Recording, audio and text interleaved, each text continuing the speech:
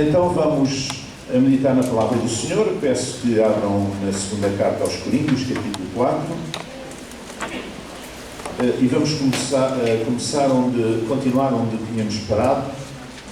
E desta vez vamos refletir no versículos 16 a 18.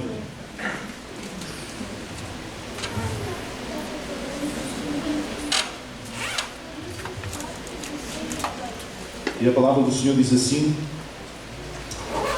por isso não desfalecemos, mas ainda que o nosso homem exterior se corrompa, o interior, contudo, se renova de dia em dia. Porque a nossa leve e momentânea tribulação produz para nós um peso eterno de glória muito excelente, não atentando nós para as coisas que se veem, mas nas que se não veem, porque as que se veem são temporais e as que não se veem são eternas. Até aqui a palavra do Senhor. Como é que nós podemos ver aquilo que não se vê? É a pergunta de partida que nós podemos fazer.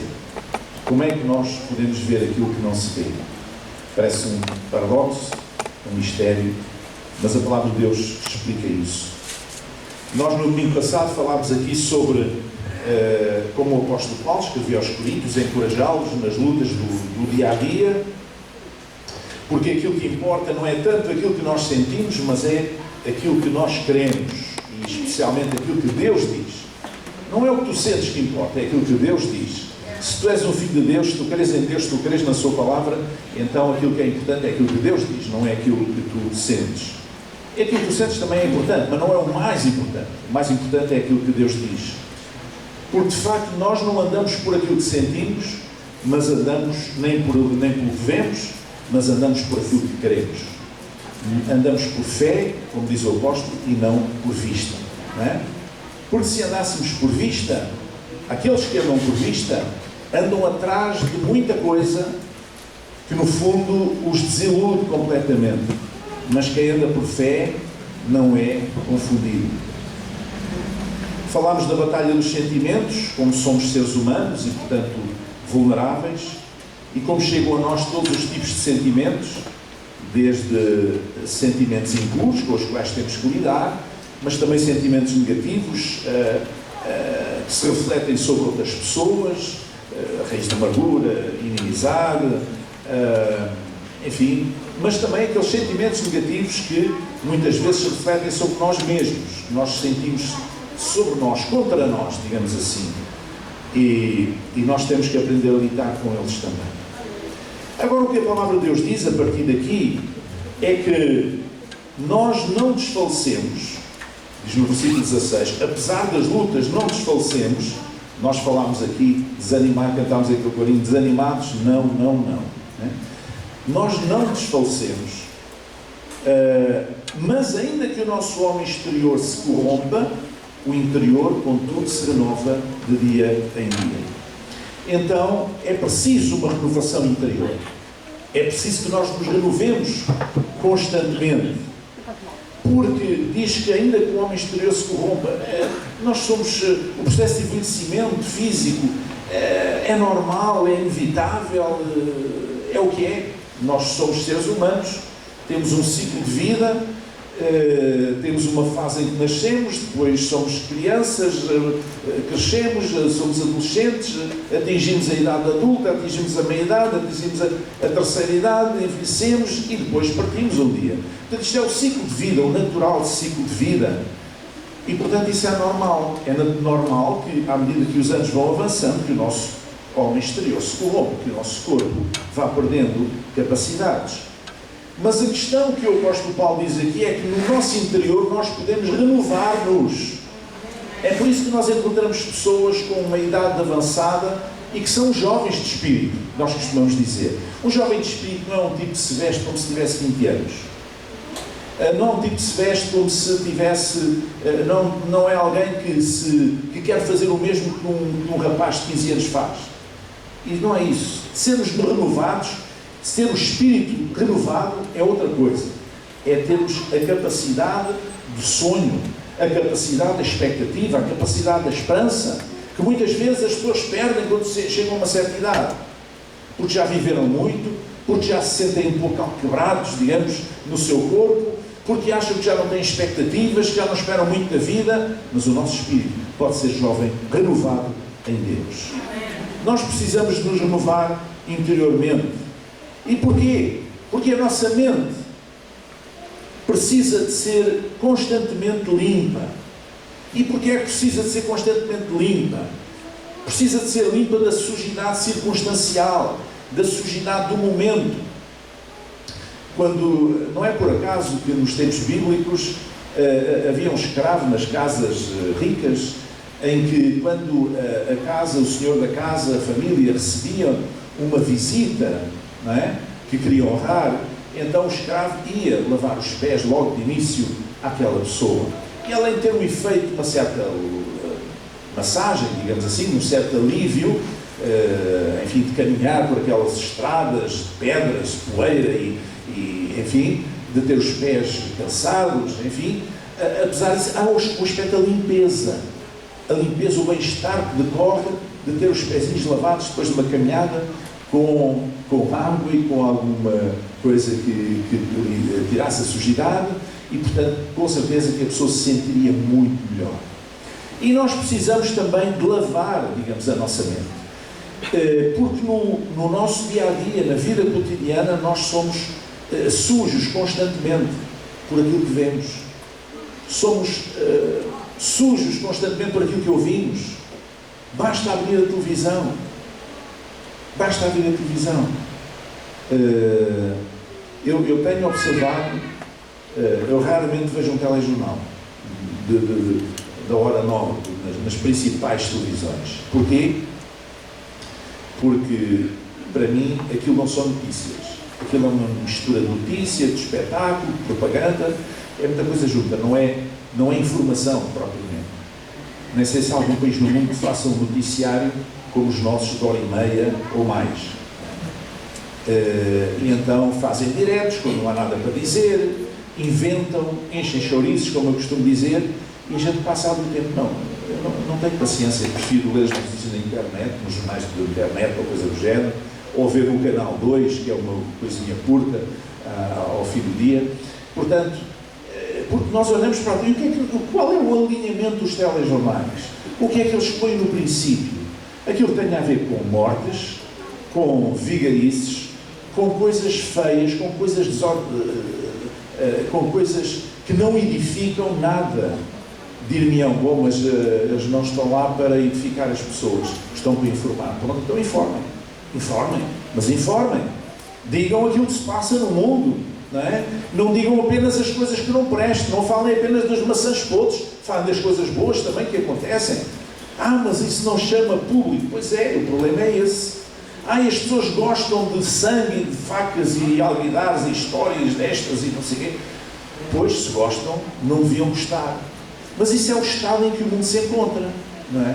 É o estado em que o mundo se encontra. E isso tem um reflexo também na comunicação social.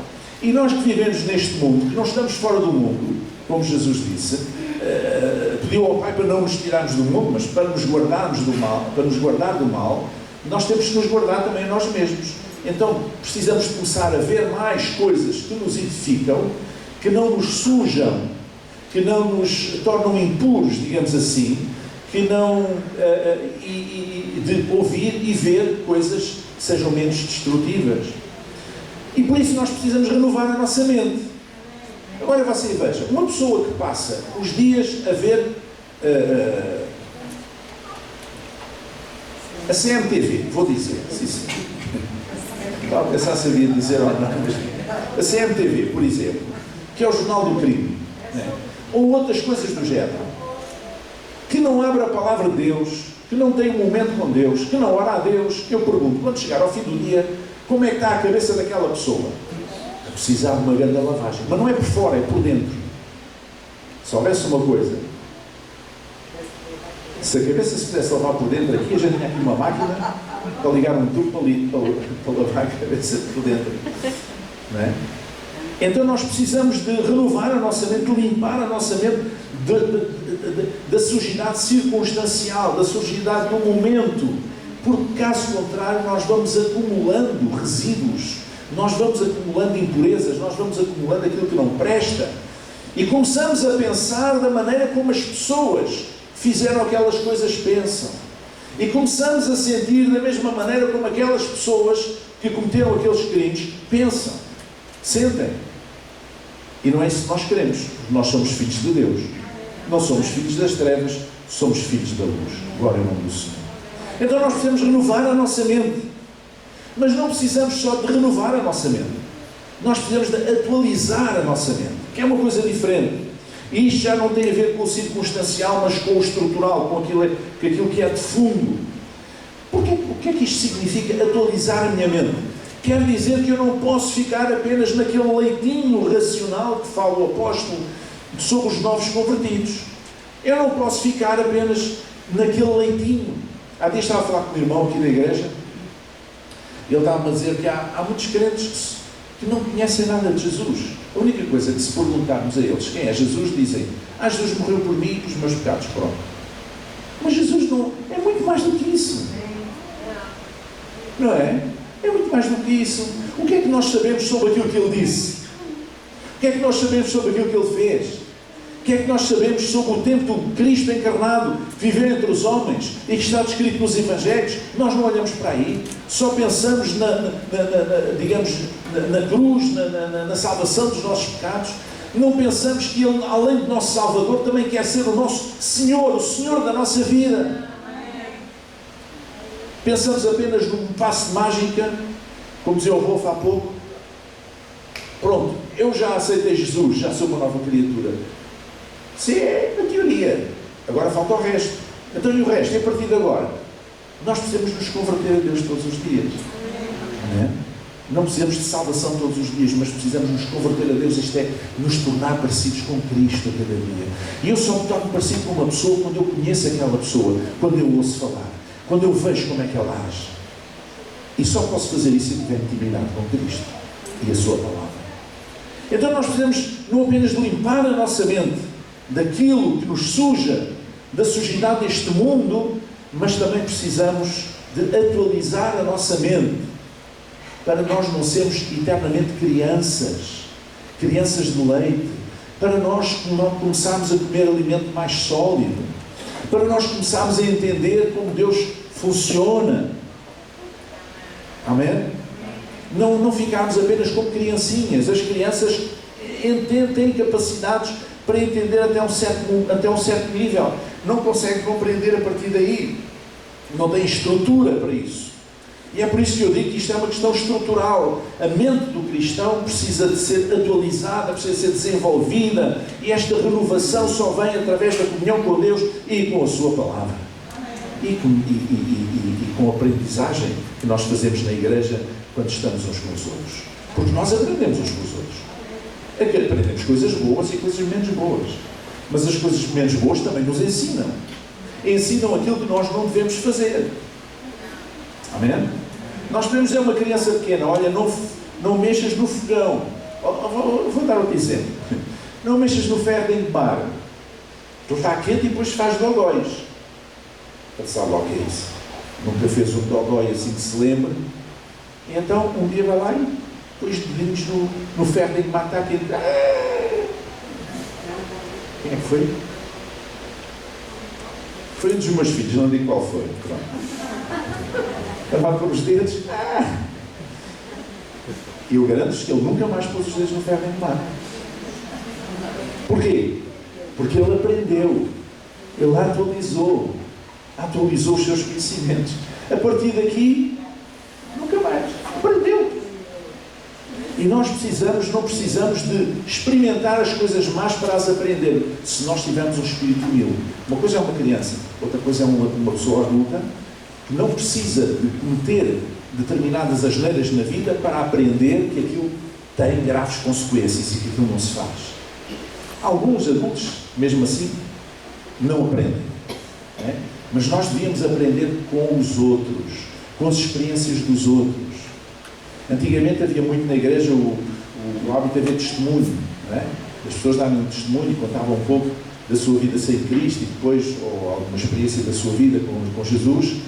Isto importava porquê? Porque era uma partilha de alguma experiência que pode ser útil para nós, porque podia haver uma pessoa que estivesse a passar uma circunstância semelhante naquele momento e aquela ajudava. É isso também para que serve a leitura da Palavra de Deus e refletir na Palavra de Deus. Nós encontramos inúmeras figuras na Bíblia, tanto no Antigo como no Novo Testamento, que fizeram montes de asneiras, mas nós podemos aprender com os seus erros. E podemos ver quais foram as consequências. E podemos afinar o nosso coração e a nossa mente e dizer: eu não quero fazer como este fulano fez. Eu não quero fazer como esta fulana fez. Porque eu quero salvaguardar a minha vida destas terríveis consequências. Então nós precisamos renovar a nossa mente, sem desfalecer. Não desfalecer perante a tribulação, não desfalecer perante as lutas, perante as provas. E ainda que nós nos sintamos a envelhecer por fora, o homem interior renova-se de dia para dia. Amém? Isso implica que nós renovamos o nosso espírito. Diz lá em Efésios 4, 22 a 24: quanto ao trato passado, vos despojeis do velho homem, que se corrompe pelas concupiscências do engano, e vos renoveis no espírito da vossa mente. Repare, vos renoveis no espírito da vossa mente. E vos revistais do novo homem, que segundo Deus é criado em verdadeira justiça e santidade. Isto significa que uma mente renovada, sem uma mente renovada, nós não podemos andar em justiça e santidade. Ou seja, na perspectiva de Deus. Justiça na perspectiva de Deus. Santidade na perspectiva de Deus. Não estou a falar de santidade na perspectiva da Igreja A ou da Igreja B. Ou de qualquer grupo religioso. Estou a falar na perspectiva de Deus. O que é justiça do ponto de vista de Deus? O que é santidade do ponto de vista de Deus? Nós só podemos estar aprovados em justiça e santidade quando nós conhecemos a palavra e renovamos o nosso espírito. Versículo 3, Colossenses capítulo 3, versículo 10. E vos vestistes do novo, que se renova para o conhecimento, segundo a imagem daquele que o criou. Se renova para o conhecimento. Há uma renovação para o conhecimento. Um conhecimento segundo a imagem daquele que o criou, segundo a imagem de Deus. Sem uma mente renovada não podemos crescer no conhecimento de Deus. Há pessoas que enchem a boca a dizer: Deus disse, Deus quer, Deus pensa assim. Será que pensa mesmo? Será que disse mesmo? Será que quer mesmo? Ou é o que você pensa? Não é? Há demasiada gente aí no mundo a dizer estas coisas, quando não sabem sequer distinguir a sua mão esquerda da sua mão direita espiritualmente. Mas são extremistas, são fundamentalistas, pensam desta maneira extremada, não conseguem compreender que nós precisamos renovar a nossa mente constantemente no conhecimento de Deus. O profeta Oséias dizia que conheçamos e prossigamos em conhecer o Senhor. É um processo. O processo de conhecer, de viver com Deus, de conhecer Deus, é um processo. Eu não posso dizer conheço Deus como conheço a minha mulher ou os meus filhos. Não posso dizer isso, porque Deus é mistério. Então eu conheço na medida em que Ele se revela a mim. E como é que Ele se revela a mim? Pela Sua Palavra, pelo Espírito Santo e através da natureza e através da Igreja e através de muitas formas. Mas Ele vai se revelando conforme Ele entende. Eu não posso dizer que o conheço completamente. Se nós fôssemos falar com alguns elementos do Antigo Testamento, eles iam dizer com certeza que conheciam Deus muito bem. Era o seu Deus da aliança, o Deus dos seus antepassados, de Abraão, Isaac, Jacó e por aí fora. No entanto, Deus só se vem a revelar claramente no Novo Testamento. Só se vem a revelar claramente através de Jesus Cristo, que é a expressa imagem da pessoa do Pai. E até aí Deus era uma sombra. Até aí Deus era uma coisa parecida com os deuses das nações, dos cananitas, dos povos pagãos contemporâneos do antigo Israel. Deus foi-se revelando aos poucos. A revelação de Deus é progressiva. E por isso eu não posso ter a presunção de dizer eu conheço Deus, de uma ponta à outra. Não, porque Deus é mistério. E Deus só se revela na medida em que Ele entende que se deve revelar. E é um processo. Sabe quando é que nós vamos conhecer Deus? Só quando é que nós iremos conhecer realmente Deus na sua plenitude? Digam lá, irmãos. Não ouço. Vocês têm máscara difícil. Só quando estivermos na glória, face a face, perante a sua plenitude, só aí é que nos será revelado quem Deus é, plenamente, sem véus, sem barreiras, sem nada. Quando nós vamos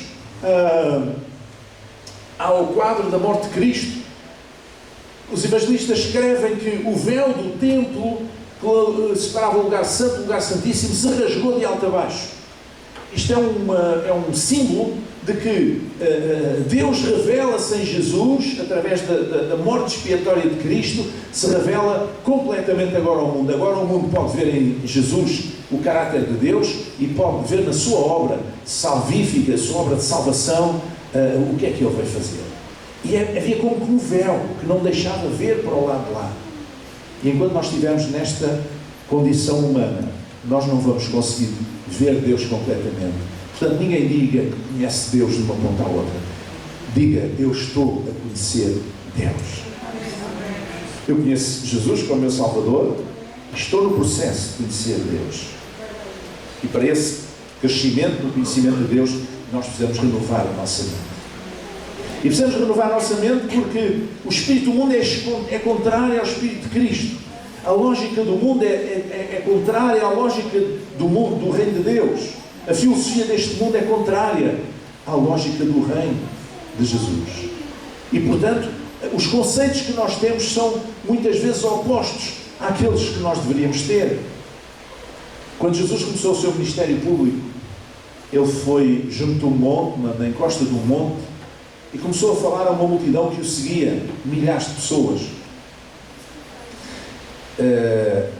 E ele produziu aquilo que se chama o Sermão do Monte.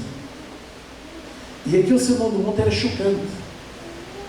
Bem-aventurados os mansos, porque eles herdarão a terra. Bem-aventurados estes, porque não sei o quê. E parece que estava a dizer tudo ao contrário daquilo que eram os conceitos que existiam no antigo Israel. E os israelitas achavam que o seu Deus, que era o Deus único e verdadeiro, todo-poderoso, havia-lhes dar vitória, haviam de matar os outros todos, haviam de passar por cima de toda a gente, e que não havia mais nada. E Jesus vem virar a mesa ao contrário e dizer, vocês estão enganados. E Jesus disse a mesma coisa, ao lavar os pés aos discípulos, ao dizer que veio para servir. Mas só com uma mente renovada é que nós conseguimos compreender isto. Romanos capítulo 12, versículo 2, muito conhecido este versículo. E não sede conformados com este mundo, mas sede transformados pela renovação do vosso entendimento. Transformados pela renovação do quê? Da vossa cabecinha. Para que experimenteis qual seja a boa, agradável e perfeita vontade de Deus. Sem uma mente renovada, nós não podemos sequer conhecer a vontade de Deus. Há tanta gente aí a dizer, a vontade de Deus é isto, a vontade de Deus é aquilo, especialmente para a vida dos outros. E às vezes para a sua vida não sabem qual é a vontade de Deus. Não é?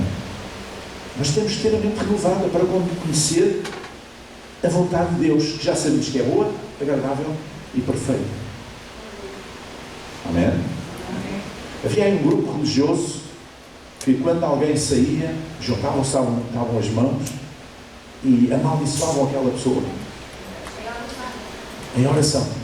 E eu pergunto, será que isto é a boa, agradável e perfeita vontade de Deus?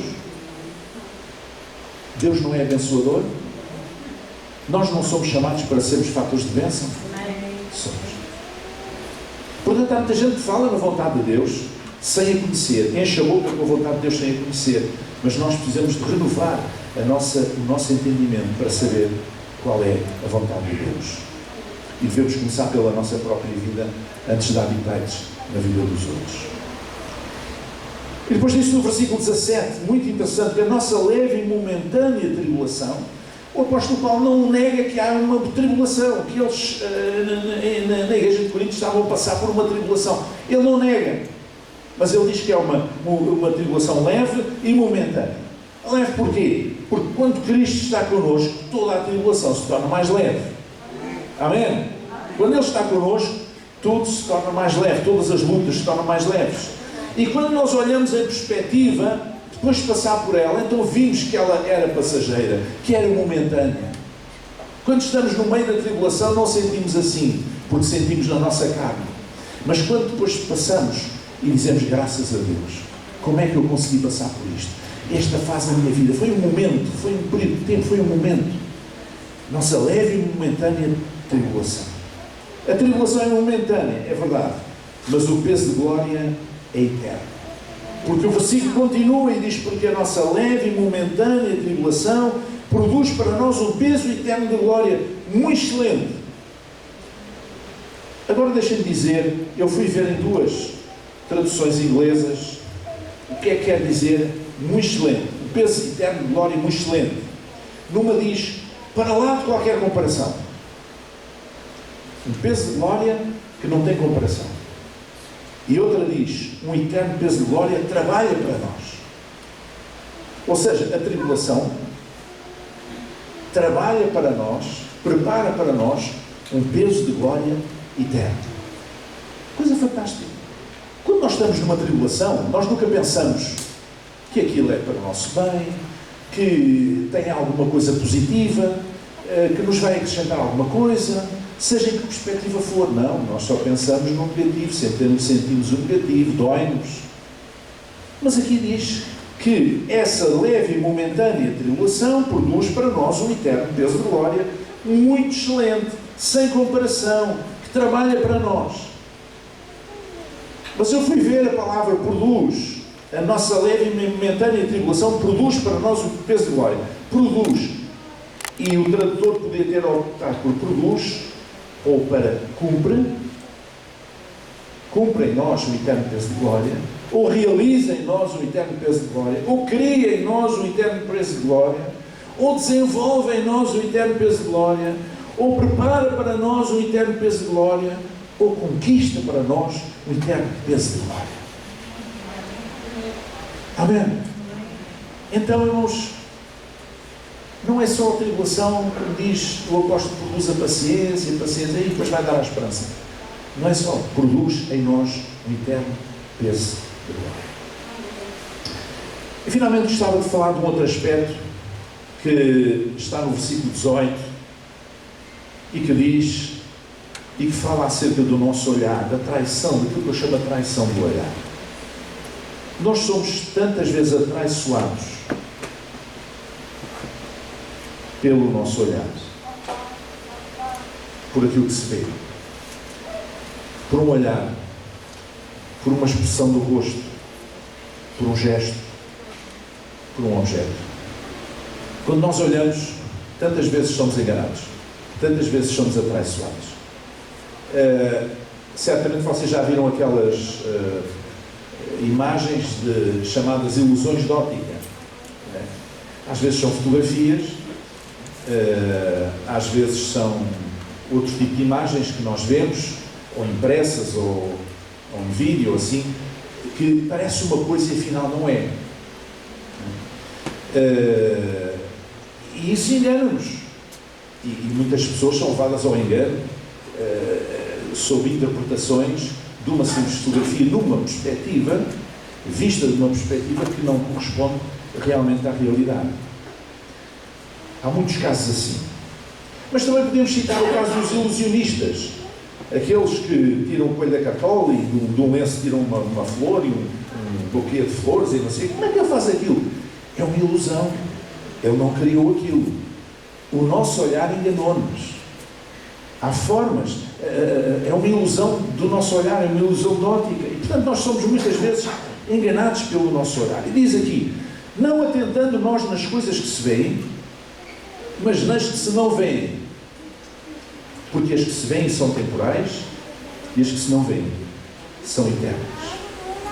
E a minha pergunta é, como é que nós podemos ver aquilo que não se vê? Se não se vê, e aliás, essa é a pergunta de partida, como é que eu posso ver aquilo que não se vê? Havia um senhor chamado Antoine de Saint-Exupéry que escreveu um livro chamado O Príncipezinho, que alguns de vocês conhecem com certeza.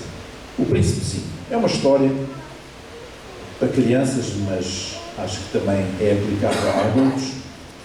A certa altura, este senhor era um piloto de avião e desapareceu no mar a partir daqui de Lisboa, no Atlântico, e no tempo da Segunda Guerra Mundial.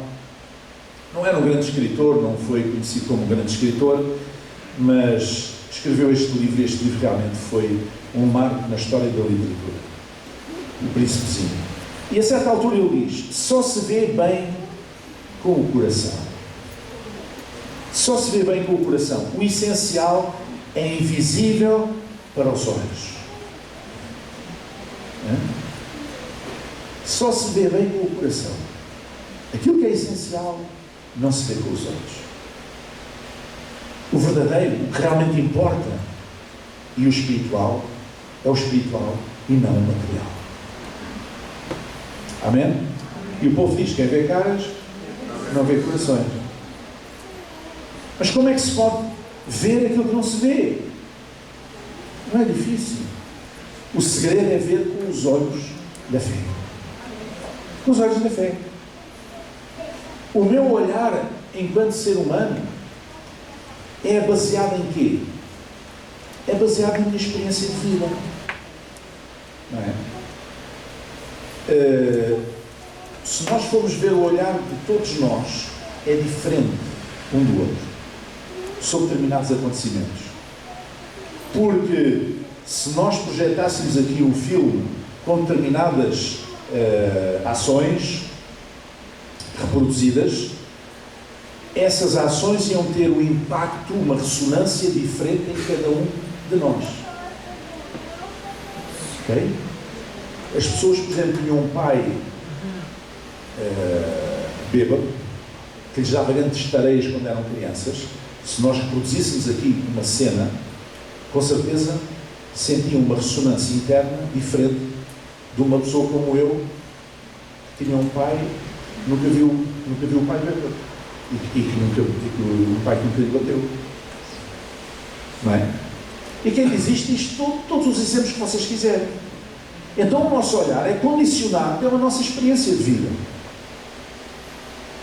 Eu tenho uma certa sensibilidade especial para certas coisas e vocês têm para outras. Cada um de vocês tem para outro, de acordo com as vossas vivências, com a vossa história de vida, com os vossos medos, com os vossos receios, com os vossos traumas. Por isso o nosso olhar, fisicamente falando, é sempre parcial, é sempre condicionado e às vezes engana-nos. Mas quando nós queremos ver aquilo que é realmente fundamental, tem que ser com os olhos da fé. Temos que ter a capacidade de olhar não com os olhos da carne, mas com os olhos da fé. E esta é a maneira de ver como é que aquilo que realmente não se vê. E já dizia o autor da carta aos Hebreus: ora, a fé, diga comigo, ora, a fé é o firme fundamento das coisas que se esperam e a prova das coisas que se não veem. Amém? Pela fé nós vemos aquilo que não se vê. Neste mesmo texto fala em Abraão, que seguiu como vendo o invisível, ou seja, olhou com os olhos da fé. Então, irmãos, quando o apóstolo Paulo está a escrever aos Coríntios e está a procurar ajudá-los, a exortá-los numa fase de perseguição, numa fase de sofrimento, numa fase de tribulação, ele não está apenas a ensiná-los a vencer a batalha dos sentimentos, como falámos aqui no domingo passado. Ele está a ensiná-los que eles têm que renovar a sua mente para conseguir ver e têm que aprender a ver com os olhos da fé em vez de ver com os olhos carnais. E quando nós somos capazes de olhar com os olhos da nossa fé para aquilo que nos rodeia, e quando nós somos capazes de renovar o nosso entendimento com um espírito ensinável, em que estamos dispostos de facto a prosseguir nesta caminhada de conhecer Deus, porque conhecê-lo é um processo. Eu vou andar toda a vida, sabe uma coisa? Eu já estou como aqueles sábios gregos, só sei que nada sei. Eu quanto mais conheço das coisas de Deus, mais consciência tenho que não sei nada. Há pessoas que dizem, pastor Brito, isso é um grande ensinador. Não sou nada. Eu não sei nada. Eu não sei nada. Nós estamos num processo de conhecimento. Há tanto para conhecer. Há tanto que Deus ainda não nos revelou. Como é que nós podemos encher a boca a dizer que já sabemos tudo de Deus e temos as respostas todas na ponta da língua e dizemos tudo que é assim, assado e cozido e frito e 2 mais 2, 4. Sei lá, se calhar para Deus 2 mais 2 são 50. Não sei. A sua matemática pelo menos é diferente da minha. Não é? Para Deus 1000 anos é como um dia e um dia como 1000 anos. Para os homens não. Portanto, e não é só matemática, é tudo. Estamos a falar de outra dimensão. Estamos a falar de qualquer coisa mais excelente, qualquer coisa superior que nós nem podemos imaginar.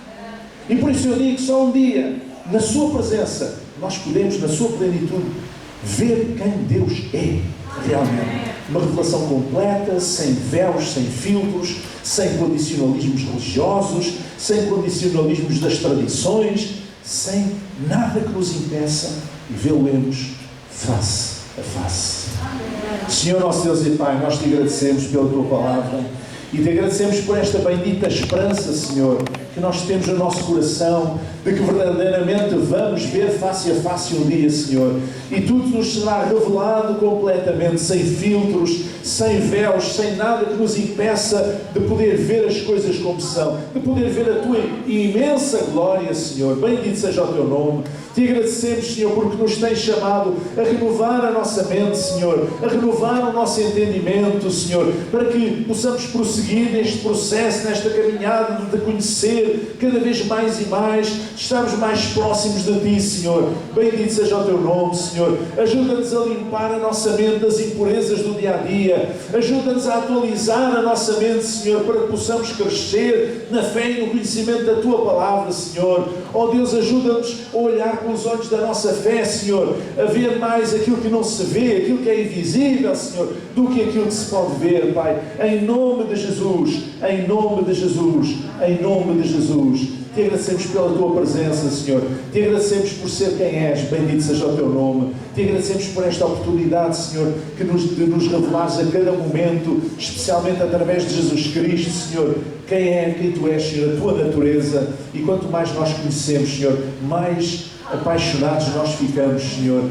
mais nós ficamos próximos de Ti, Senhor, mais admirados nós ficamos. Bendito seja o Teu nome.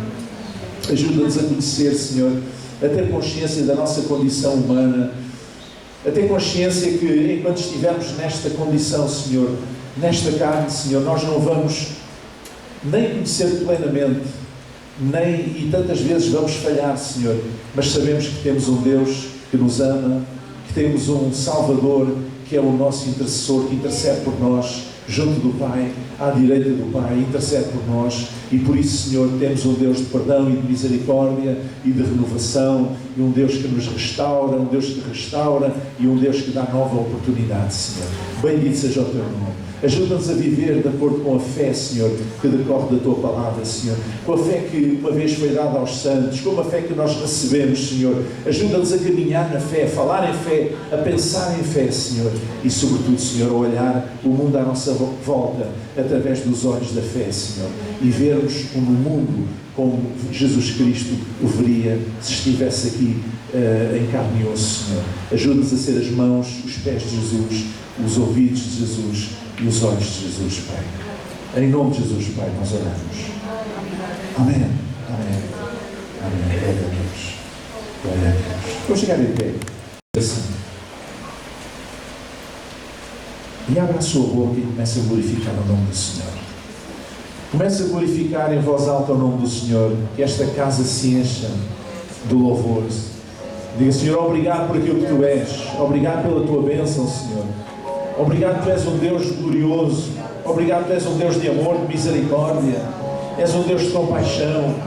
Obrigado por aquilo que tens feito na minha vida. Obrigado porque estás com a Tua igreja. Obrigado por aquilo que tens feito na minha família, Senhor. Obrigado pelas bênçãos de cada dia, Senhor. Obrigado, Senhor. Obrigado. Aleluia. Agradeça a Deus. Agradeça a Deus. Em nome de Jesus. Em nome de Jesus. Amém. Amém.